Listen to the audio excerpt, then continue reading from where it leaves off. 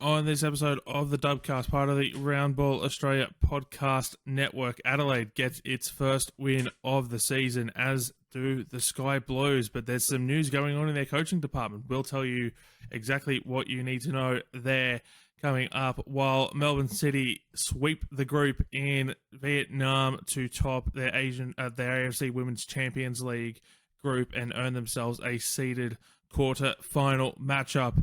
While elsewhere, the Brisbane Roar had their momentum halted by the Western Sydney Wanderers. My name is Poletti. Joining me, as always, is Burke. And Burke, there's no shortage of threads to pull out this week for where we go first. I'm pretty sure if you went back to last week's episode and just listened to all of the predictions that I made, absolutely every single one of them would be wrong. And that's just the joy of watching this league, isn't it? It absolutely is. You never know what it's going to throw up each week. But as always, we start with our big storyline each week. And Burke, where do you want to go first?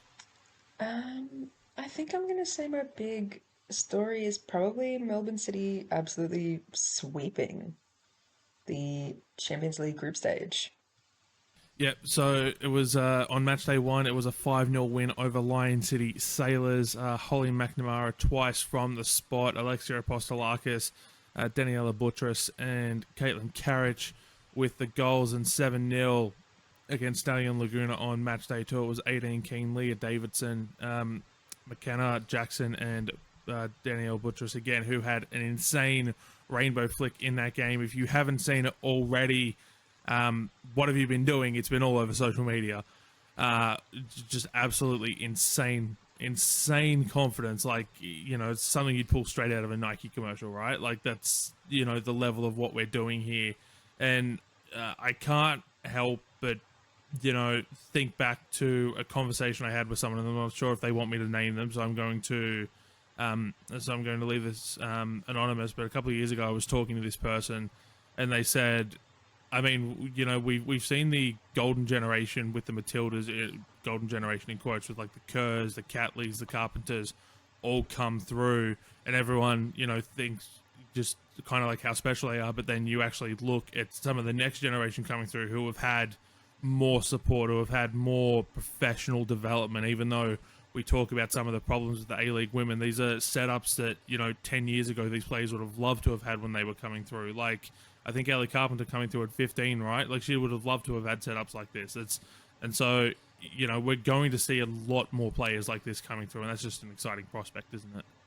Yeah, it's so exciting that I was watching that game, seeing Buttress do that. I was kind of outraged. I could not believe that she did that. It was crazy. Yeah, just seeing young players like her come up and come through is just really exciting for the future, provided we have one. Leagues, Let's sort let's out, let's try sort to out your, let's sort yourselves out. let's try to stay focused on the positives here. I think that's probably the best way to go. Although there is always that dreading existential, threat. But let's try to stay positive here. And then they wrapped up the group stage with a 3-0 victory over Ho Chi Minh City on Wednesday night. Holly Mack, Shelby McMahon, and Alexia Apostolakis all on the score sheet, which the City topping the group to guarantee themselves a seeded quarter-final matchup for the second year in a row. Of course, has been the second year of the competition in its current format. So the 2 from 2, Burke. And as long as the AFC don't pull anything weird, we're going to get Melbourne City Champions League action sometime in 2026, right here in Australia. Right here, even in Melbourne. I'm very excited. I'm very excited. Yeah, the whole thing was just, well, the first two and a half games were really, really good. It looked, for some reason, I don't know what happened in the second half against Ho Chi Minh City. Or I guess it really was just that Ho Chi Minh City came out of the change rooms and were like, actually, we're not getting walked over for another 45 minutes. And they actually, like, they stood up and started attacking the game. if they had have come out like that, it probably would have had pretty different result on the scoreboard. Um, but they didn't, and so we got the result we got. Um, but yeah, it was just a clinic from Melbourne City, really across the board. Um, yeah, and I'm very much looking forward to the quarterfinal and seeing whoever they play there. Indeed, it should be a good one. Now, it wasn't all good news to come out of this group. And Burke, you posted last night that you were wondering why someone wasn't part of the Matilda setup more often over the last couple of years, and that particular player has made a choice. Yeah, I'm actually so annoyed about this. How did I do this? How did I time this so unbelievably well? Laura Hughes, Laura Hughes has elected to represent Wales going forward. I get it. I get it. Because, like I said, she should be a regular starting Matilda. She really should. Um, but because she's not, I completely understand her choice to, utilize her background and go and play for Wales. So I guess congratulations are in order for her for getting selected for Wales. Commiserations for me for having the worst timing on earth. I was so annoyed. I was so annoyed. I was so annoyed I complained to my mother, who has no idea about any of this, and she laughed. She was like, "How did you do that?" I was like, "I don't know. I don't know." It's Oh, just probably just like, and who is this Laura Hughes? Is she a friend of yours? Like, what's the connection here, right? yeah, yeah. But Um, yeah, good luck, Laura Hughes. I'm very they need a Jess sad, Fishlock but replacement, right? They found Laura Hughes oh, to do it. they've got they've got one, and congratulations to them for finding that. There is something also unfortunate that we need to talk about from this group. We did get a question on Blue Sky from Atomic Elbow, and he prefaces this by saying it is A League Women adjacent, but it did take place in Group A during the Champions League match between Lion City Sailors and Ho Chi Minh City. A 15-year-old player from Lion City collapsed unconscious on the pitch during the game in the 75th minute.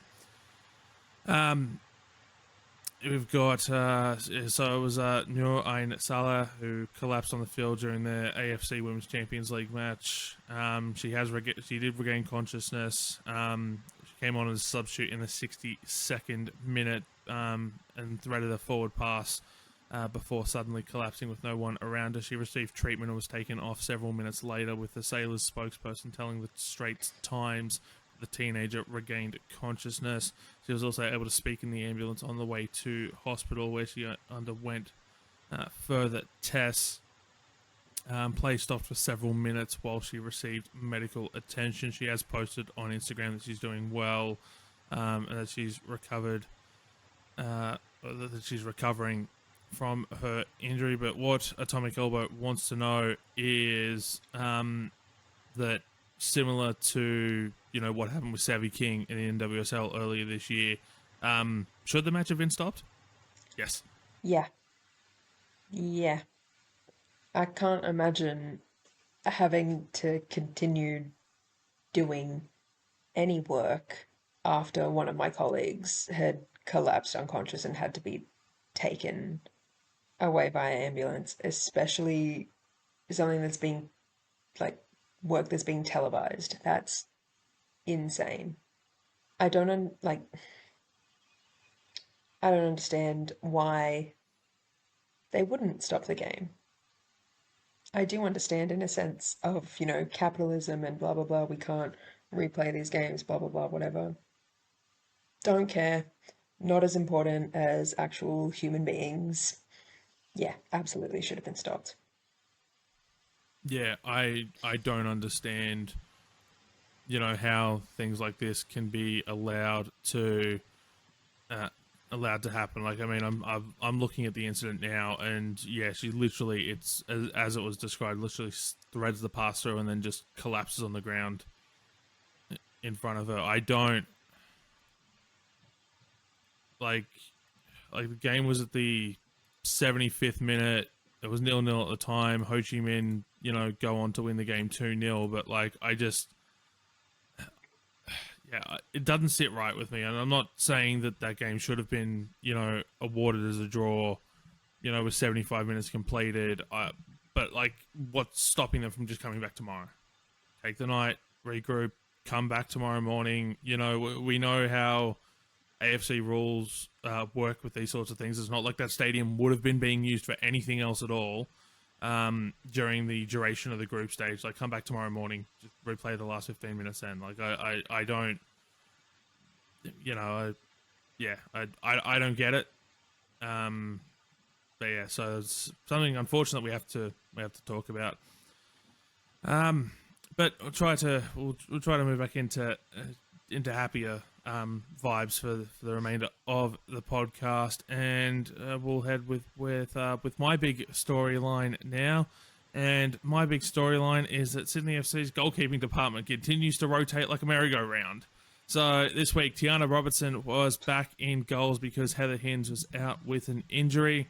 Elise Obadesano was on the bench, not Sophia Fante, which I thought was quite surprising, and I know it also caught A-League's commentator Teo Palizzeri by surprise. He mentioned it on Dubzone. He was asked, who he thought Sydney FC's best keeper was, and whether or not it was Tiana Robertson. And he mentioned Sophia Fante by name, having watched her a lot during this NPL season, much like I had. And she's the only one yet to make an appearance this season on a match day team sheet. So it's be interesting to see where Arte goes from there, Burke. Yeah, very. I feel like it's not even a merry-go-round because on a merry-go-round you probably experience some joy. It's like a revolving door into like hell. Just- What are we doing? Do you reckon they like roll dice or something before the game to see who starts? Like, Yahtzee, you're starting. Let's go. I I, don't I don't know. understand. I don't know. Look, Tiana Robertson had a very good performance. She kept a clean sheet in Sydney's 2-0 win over Perth, which was impacted by the weather in Sydney on Saturday afternoon. There was a delay for a lightning storm. Bianca Gallard scoring in the 53rd minute of game time and Riley Tanner scoring in the 70th minute of game time. Don't ask me what that was in real time from kickoff. I have absolutely no idea. Sky Halmarik also made her debut off the bench, the NPL Women's New South Wales Golden Boot winner for 2025, which she did so quite convincingly. For Perth, there were some very good chances from Tova, Fong Song Kam and Julia Sato in the first half. I mean, Sydney get their win. Perth still only have the one win to start the campaign, and that was against the Western Sydney Wanderers in week 1. In a game that was also affected by a lightning storm. So if I had $1 for every time that a Perth Glory away game in Sydney this season was impacted by a lightning storm, I'd have $2, which isn't a lot, but it's weird that it's happened twice in Twice. 3 weeks. Yeah. Why are they dragging lightning storms around? What's going on? Perth? I don't know. What are Look, you I had doing? to drive. I had to drive through that storm on my way No. to Metallica. I was not happy Yeah, trying I to can trying to drive imagine. through it. Yeah. Congrats to Sydney for finally getting the 3 points. I'm sad for Perth because I thought they were better than this, but clearly I thought wrong, and I was proven wrong. Very unfortunate. Um, but yeah, odd game. I watched most of it, and then the lightning delay got in the way. Um, and then I switched to Victory CCM. I think that was on at the same, like, well, it wasn't meant to be on at the same time, but Perth and their traveling lightning storm had something else to say about that. Um, but yeah, it looked, from what I'm remembering, it was frustrating watching Perth have so many good chances that they just didn't. capitalize on, um, or at least that they didn't convert. But yeah, yeah, good for Sydney. About time that they got a win. Yeah, so Sydney are back on the winners list to start 2025. But there's another big story coming out of Sydney FC. Well, Sydney FC adjacent in the coaching department. The Ante Juric has quit his role at Sydney United. Quote from Juric: "Due to work commitments and personal matters, it is with a heavy heart that at this moment I need to step away from Sydney United. It has been an honour to coach the team this year. Our Waratah Cup win, strong finals performance, and Australia Cup run are all moments I will cherish. I am also incredibly proud of the young stars the club has unearthed this season and grateful to have been part of their journey. I wish everyone all the best for the upcoming season, and I would like to sincerely thank the fans, the club, and the players for a year I will always look back on fondly." This is something I pointed out in preseason this year. It was something I pointed out in preseason last year. How was he going to manage two roles? And look, he has said work commitments and personal matters, so I hope everything's okay on the personal front. Don't wish Ante Juric any ill will whatsoever. But, all his attention now gets to, he's not trying to split roles, and it's all focused on Sydney FC now, Burke. Yeah, I mean, obviously, echo that in that the personal matters, hope nothing serious has happened, and if it has, hopefully everything can be sorted out there. Um, but yeah, I guess it'll be good for the players to know that their coach is, guess, completely locked in on them and doesn't have any wavering thoughts about anything else. Yeah. Yep. So it'll be interesting to see how things go there, because I did, and maybe it was coincidence, but I don't exactly believe in coincidences. That last year Sydney started slow, and then they picked it up in the middle of the season, right around the time that preseason's winding down in the NPL New South Wales. And then Sydney United start the season off slowly, and then as soon as Sydney FC are out of the A-League Women's Finals race, Sydney United start to go on their run. Like, I don't believe in coincidences, so maybe this means Sydney FC is going to get right back on top of the ladder, which I'm sure you'll be thoroughly thrilled at, Burke. Time will tell. We'll see. It will indeed. We'll head now to the City of Churches, Adelaide versus Canberra. It was a 2-1 win for Adelaide. Chiara Di Domicio scoring after just 28 seconds before Emily Condon levelled it in the 24th minute, and then Matilda McNamara with the winning goal in the 78th minute. 28 seconds, Burke. Wow. Yeah, that was... Really, a lot of credit to that should go to Michelle Heyman, who just played the perfect hold-up role there to give Di Domicio the space and time to take that shot. But that was a gorgeous finish. That was gorgeous. Deeply upset by the fact that a little while after that she ends up coming off injured. So hopefully it's not serious. I mean, it was serious enough to get taken off early in the first half, but hopefully it's not too serious that it keeps her out for a long time, because that's very exciting stuff from Ziza Mizio. Yeah, I was for those who don't follow me on social media, I was keeping up with this game while I was in line at the Evanescence concert that they did on Friday night. Until the gig itself started. So yeah, I was sort of like, what? 28 seconds? What? Like, and then, oh my gosh, what? Like, just the way that this game played out was absolutely insane. Adelaide get their first win of the campaign. Burke, we've had a look at them, this season. They've had a lot of promising signs in attack, but just haven't quite been able to pull it off. Against the Mariners, they had a good first 25, 30 minutes and then couldn't capitalize. They couldn't get past Sydney FC's defense. They were able to break Canberra apart here. I know it's very early days in their season. This is only round 3, but could this be the turning point they needed? I hope so, because I would be really disappointed to see them going from, wooden spoon to first ever finals appearance back to the bottom of the table. That would suck.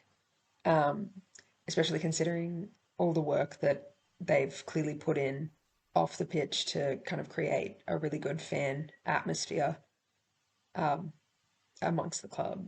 So hopefully, yes. Um, yeah, I cannot believe it took them so long to actually score a goal, let alone two goals. Um, but yeah, good for Adelaide. Finally, finally on the board. On the Canberra side of things, look, they've taken the lead in all three games that they've played this season. Don't really have the results to show for it here. So, like, they're doing something right, but they're also doing something wrong. And we know that Anthony Agaranich is a coach who's very much defense orientated. He's defensive first. He likes strong, defensive setups and structures. Is it too early to be concerned for Canberra? Because, like, clearly they're doing something right at one end of the pitch. They're just not able to back it up at the other end. Yeah, let's close out a game, guys. Let's finish what we start. Let's not get finished. Um, it's a little concerning, I will say, but not like it's not like alarm bells are going off because it's what? This is round three of Yep. 21, 2, 21. 22, yes. Ah, um, insert Taylor Swift reference here. They've got time. They've got plenty of time. They do indeed. So it'll be interesting to see how they bounce back this week against Perth. And we'll touch on that game a little bit more later. We will head now to Melbourne for the second game in what was the Saturday doubleheader. It was 1-0 victory, 2 Melbourne victory. Rhianna Pollicina scoring in the 55th minute as the Central Coast Mariners become the latest victims on the Rhianna Pollicina revenge tour. And what a way to mark her 100th game in the Dub, Burke. Yeah, I'm worried I'm gonna be the next victim of the Rhianna Pollicina revenge tour. I haven't even done anything. Um, Good for her. Yeah, I'm incredibly happy to see her succeeding on the pitch again, which is what she should have been doing the whole time. But yes, I'm very glad she's doing it now. This game was weird. Like it was very much an arm wrestle the entire time at points. Um, but yeah, when you have Rhianna Pollicina on your team, that's like having a cheat code. Or it is. It's not like, it is. So yeah, and congratulations to her for her 100th game in the dub, which is exciting that not to get negative, not to get negative, um, as long as we continue having seasons, players will get to reach these kinds of milestones a lot sooner, as they should have been doing the whole time. But we'll take what we can get. It's very exciting that she's gotten her 100th appearance. Yeah, it's it's and I'm sure that friend of the pod Marissa Ladani will keep her little 100 game spreadsheet going that she's got, but like there's going to be a lot of additions to that list over the next couple of years, where it was just like maybe once every 2 seasons you'd have to make additions to that list a few years ago, and now it's just like, okay, they're starting to come thick and fast, which is only a good thing. That means more games, that means more entertainment for us to watch. Something we didn't touch on last week, and this was completely my fault for missing it in the rundown. Jeff Hopkins notched up his 200th game in charge of an A-League women's side last week. I mean, he's the most tenured coach in A-League women history. He's inevitable, isn't he, Burke? It's kind of crazy. 200 games, especially in a league where they used to have what, like 12 games, Yeah. is unreal. And like I said, coaches will likely soon be hitting these kind of milestones sooner rather than later. But yeah, it's crazy. It's crazy. It, Everyone, it's, everyone always remembers the first one to do it. yeah, And I don't think I can really remember a time watching the A-League Women's that Hopkins hasn't been there or been around or been Yep. involved. And I've been watching since like 2015. Yeah, That's a long time. It's a it long is. time. It is indeed. We'll head across the ditch now. 1-1 draw between Wellington and Newcastle. Brook none in the 4th minute before Melina Ayres scoring from the spot in the 23rd minute. Wellington still without a win this season, but it is only their second game, as is for Newcastle as well, who came off the bye last week. I don't quite know where to go with this because on one hand we had all this hype and expectation coming into the fans around the season. They've got a gold medal winning coach with Canada coming in. You know, they've recruited insanely well, but their injury list is starting to get as long as my arm. Alyssa Wynnum went off in this game. Samba didn't play this game. They've got a couple of other injuries floating around as well.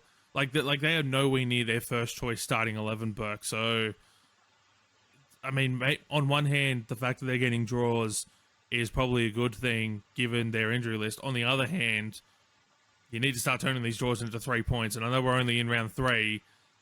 At what point does this just become the same old Phoenix who, for whatever reason, just can't get over the hump? Yeah, it's also a little bit worrying in the sense that at least last season, when they were playing at home, they were pretty good for a win. So it'll be interesting to see what they look like on the road. Obviously, they have a much more difficult sort of away fixture in the sense that they have to literally fly out every single time for a few hours. But yeah, I mean, it's definitely not like the dream start that they were looking for. It's not the dream start any of us were expecting, as you said, but it's definitely like it's not over yet. They've got No, they've got definitely, time. But yeah, as long definitely as they don't not yet. keep picking up any more injuries, I do have faith in that little corner of yellow. Yeah. On the Newcastle side of things, 1 win, 1 draw. Melina Ayres getting back on the score sheet here. How are we feeling about the Jets after round 3? I'm not feeling bad. I'm not feeling bad. I'm not scared. Um, I don't see them coming for the top of the table position anytime soon, but I'm quite happy for them to be getting these results and keeping all their players on the pitch. So, yeah. And Melina Ayres back, like back not just back in the game, back on the score sheet, where she belongs. How good. Yes, indeed. I think we're all incredibly happy to see that from Melina Ayres. Head up to Brisbane for the final game of round 3 for us to cover. It was Western Sydney Wanderers 1, Brisbane Roar 0. Olivia Price in the 88th minute with the winner. Um, the camera was sort of cutting back to Alex Smith at different points throughout this game, and every single time he looked like he'd just eaten a sour lolly that was just a little bit too sour. He looked frustrated. He looked like he couldn't believe what was happening in front of his own eyes because the Royal were just making simple errors all throughout this game, and ultimately, they paid the price back. Yeah, you really can't blame him for the reactions that he was having. Um, yeah, throwback to last episode where I was saying I was very scared for Western Sydney Wanderers. Insert the meme of that old man where he's like, call an ambulance, but not for me, and pulls out a gun. Because that's Western Sydney. Love, love. Um, yeah, I was just absolutely not expecting that at all. Um, but is that not just like the best thing about this league? You want to talk about your Arsenals, your Chelseas, your with the like whatever's going on in the NWSL. We have bottom of the table wooden spoon projection winners beating top of the table teams. Come on. Come on. Where else are you getting this? Where else are you getting this? Um, I actually wrote the match report for this one for Impetus Women's Football, and as I was sitting there watching it, the game was going on, and the game was going on, and the game was going on, and I was like, oh my God, don't make me have to write about a nil-all draw. Don't make me have to write about a nil-all draw. I was like, oh, okay, it's Brisbane. They'll surely they'll, and then Western Sydney, and then Western Sydney Wanderers. Thank you for saving my life. Um, yeah, and I think that it was the right result. I mean, they had one chance. What are those memes where it's like rent was due, the electricity had been cut off, they had one final chance. They took it. They took it. Um, yeah, and it was was it it was Buchanan, I think, who came in with the ball and took a shot that then kind of spilled back out and then was just made the right decision at the right time, which Brisbane had pretty much failed to do at every single other point in the game. And she passed the ball across the face of goal to a waiting and ready Olivia Price to score in the 88th minute. How good, how good, how good. Um, yeah, I'm so glad that Western Sydney have a win because they're like you really don't know how many there are going to be for them um, across the rest of the season. But at least they'll have this. It's not to bring up men's sports in this women's football podcast, but it's very much giving the Richmond versus Carlton AFLM game at the start of the season where Richmond just trounced Carlton and then died. But at least we have that. Like it's yeah, this is there. At least we have that moment. I fear. Look, on the Wanderers side of things, look, their defense was incredibly improved in Yeah, this game. Their back four, Danica McDonald, Buchanan, she's Alana been Cern, Poppy crazy. Hooks were well. Amy Chisari was a standout in midfield Yep. as well. I mean, marking Sean Fryer at different points, just shutting down Bente Janssen towards the end of the game. You know, just incredibly talented. And I think this is something we pointed out. After their two previous losses was where was the defense? Like, because the talent's there, but why had it not clicked? And it's clicked in this game. And I mean, they're up against Newcastle this weekend. Can they keep it going? That's going to be interesting to find out because, like, there's clearly a good football team there. There's Yeah. clearly a team that knows how to play football. That like they literally took it to one of the preseason favourites in Brisbane Roar. A side who started insanely well last year before they were run down with injuries. Their two Chinese internationals have now arrived, Wang Ying and Wan Kong.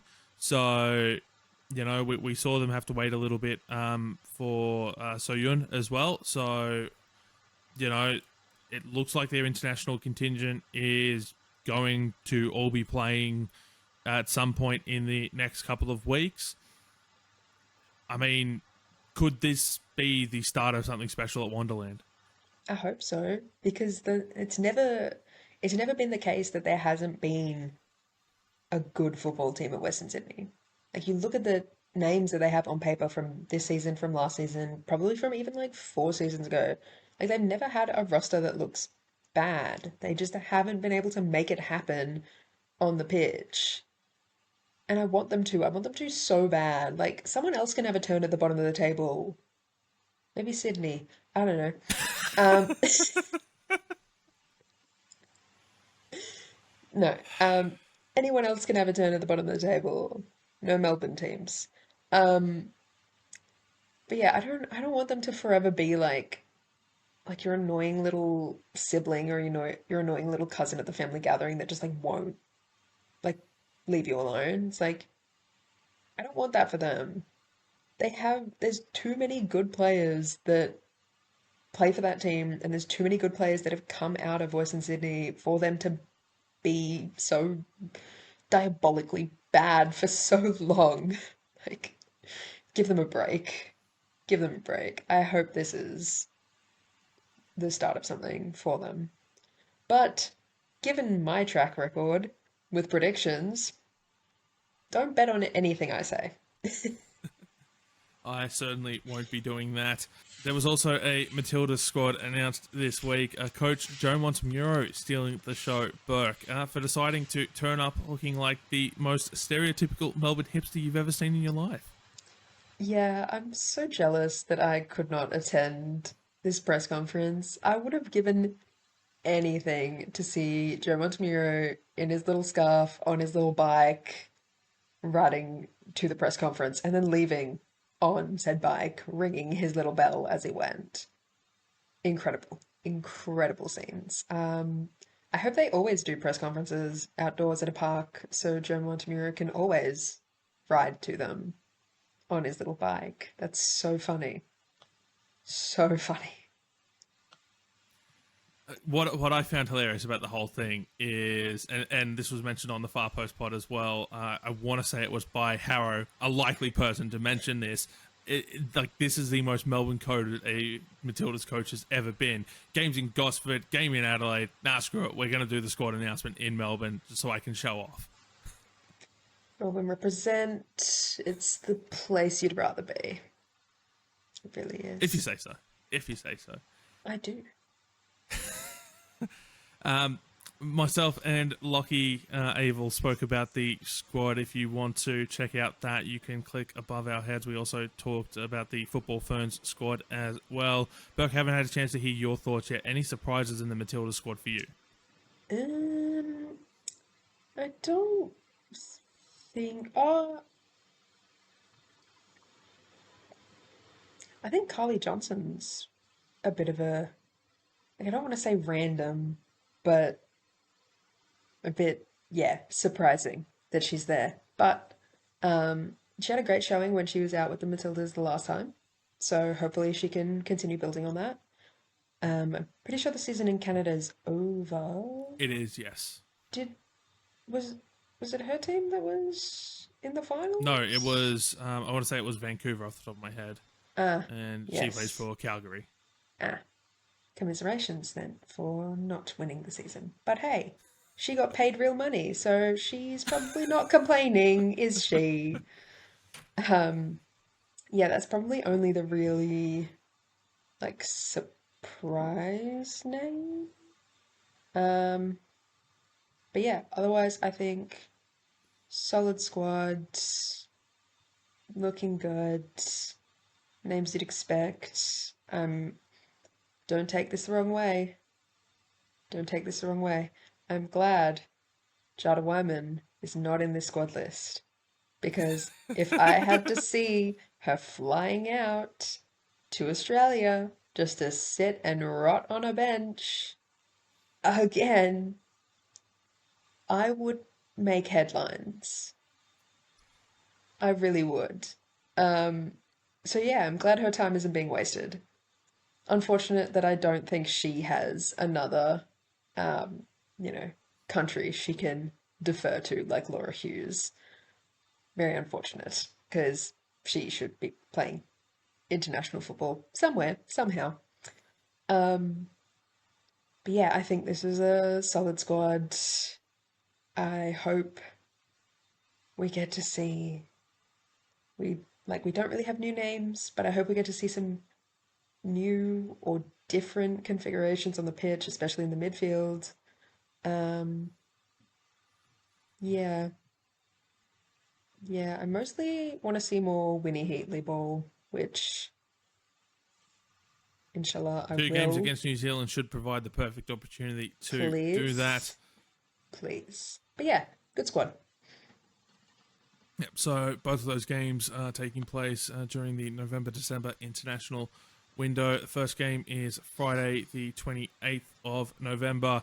That game is exclusive to Paramount Plus, and then I believe off the top of my head it is Tuesday, December 2nd, is the second game in Adelaide. That game will be also on free-to-air television, so not Paramount Plus exclusive, so you will be able to watch the Matildas play their last game before the Asian Cup squad selection on free-to-air television. It was also announced, Burke, by Football Australia that the Junior Matildas will be playing in Gosford as part of a double header. So that game will be kicking off at 4 o'clock on Friday afternoon. A chance for the Junior Matildas to get some valuable development experience on. It is 4 o'clock on a Friday afternoon, so maybe the crowd won't be as big as it could be, but they'll get to play in Gosford as well. Yeah, I think that's a really cool thing for them to do. And, I guess if there are people traveling, like from out of state or whatever, they don't have anywhere to be on Friday at 4 p.m. Get down early. Get down early. You're likely going to be seeing a future star of the Matildas, and then you'll get to say, hey, I saw her before she was, a real Matilda. I was there. I'm a day one. Go do that. Go be that day one. This is why this is why we always encourage people to get to the A-League women. This is why I always encourage people very, very selfishly to go attend NPL Women's New South Wales games. There are some bowlers ripping it up in these competitions. Obviously, the squad for the Junior Matildas has not been announced yet. I would not be surprised if I see this made up like 50% of NPL Women's New South Wales players, to be perfectly honest. Like, chance to, this will be a chance to see them represent their country, honestly. Like, I'd heavily recommend getting a chance to go and watch this game if you can. They'll also be playing at Wanderers Football Park on Tuesday, the 25th of November. That game is 7 p.m. kickoff. It will be broadcast on the Football Australia YouTube channel. I haven't seen anything about tickets for that one yet, so keep an eye on the Football Australia socials for that. Yep, so let's have a look at next week. Now, round 4, Newcastle and Wanderers kick it off on Saturday afternoon. Burke, your thoughts on this one? I don't even want to give thoughts anymore. I don't think there's a point to me giving thoughts. I think it'll be a fun game. Considering the records of both of them, it could really go either way, and that's a cop-out answer because any game can go either way, but this one really could go either way, to the point where I'm not going to pick a winner. Maybe it's a draw. And Saturday at 4 p.m, it is Canberra versus Perth. Perth looking for their second win of the season. Canberra still looking for their first win of the campaign. Burke. Yeah, I want Canberra to do it just so they can get a win on the board, honestly. They need it. They've been doing like everything right up until the last, it seems. So hopefully this is the one for them. And then it is Wellington versus Melbourne Victory over at Poletti Park on Sunday afternoon, 4 p.m. local time, 2 p.m. Australian Eastern Daylight Time. Is this the week that the Knicks get their first win? Given the form that Victory's in, I don't think so. But hey, now that I've said that, maybe they will. Maybe they will. I'm going to say that the Knicks will. I think, as we touched on a little bit already, Poletti Park is a hard place to go and play. So if they can make the most of the elements, I think there's every chance that Wellington can walk away with the 3 points. And then the last game of the weekend is Sydney versus Mariners, Sunday 4 p.m. at Leichhardt Oval, part of a triple header of football at Leichhardt Oval this week, kicking off on Friday night with the Derby d'Italia quarter-final in the Australian Championship before the men's Big Blue on Saturday night, and then the women closing it out on Sunday afternoon. So a lot of traffic on Leichhardt Oval, Burke. Yeah. Don't know how I feel about that. Don't think I like that, considering the reputation Leichhardt already has as a pitch. But yeah, as for the result, I reckon Sydney are going to find a way here, and they're going to maybe 2-1. but it's not going to Yeah. be anything crazy. I can very much see that as well. I can see Sydney walking away with the chocolates here. I will say, I was at Leichhardt Oval yesterday. I was doing some stuff for a video we've now got on the Roundball Australia YouTube channel looking at the Derby d'Italia. So I'll put a link to that one in the description for you, and you can click above one of our heads to take you straight to that one if you're interested in the history of the Derby d'Italia.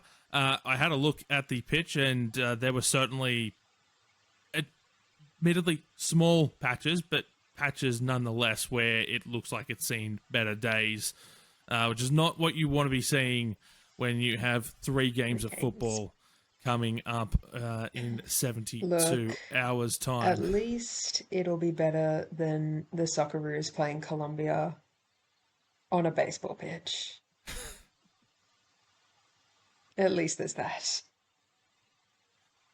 Yeah, I don't understand why Colombia chose the Mets Stadium of all places to do it. Like I know that I know Citi Field and Yankee Stadium have played host to football games in the past, with NYCFC being using those venues. I'm just not a huge fan of it, to be perfectly honest. And then Melbourne City will play Adelaide United on Wednesday, December 17, a game being pushed back because, well, I think it would be insanely unfair on Melbourne City to expect them to have to play Adelaide like 12 hours after getting off a flight from Vietnam after playing their Asian Women's Champions League group stage, and it's Brisbane with the bye. But that will do for this episode of the Dubcast, part of the Roundball Australia podcast network. Burke, only 4 games this weekend, but they all are quite interesting in their own ways.